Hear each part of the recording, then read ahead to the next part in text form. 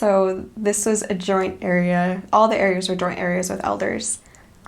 This was Sackville, Nova Scotia, and the sisters were living in Bedford, which is just right next door.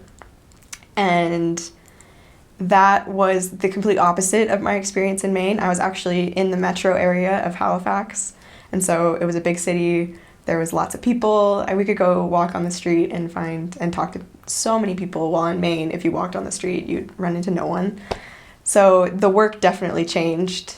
A lot more street contacting versus knocking on doors as far as tracting goes. It was just right outside of Halifax, right by the mission home, so we were really close to President. I had been so far from President my whole mission, so I was about like 8-9 hours away from him, like the mission home in Maine. And so I was able to actually be close, and so if there was anything happening in the mission home, we were all invited, and it was a very different experience from my time in Maine. I felt like I was actually like with other missionaries and like actually in the world, while in Maine I felt like I was just in the middle of nowhere with no one. So it was very different. It's right on the coast, because Halifax is right on the coast of Nova Scotia, and so you're right, in this area. So it was very humid and very cold.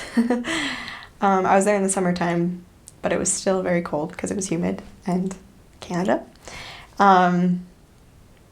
If you walk along the pier, and that's the best place to contact people, because you get to talk to people from all over the world that come to Halifax and just kind of see what's up. There's not really much to see in Halifax, but apparently some people like to go there. So that was the best place to talk to people. It was just walking along the pier, and it was really beautiful, just being by the ocean. And yeah, that was my favorite part of serving there.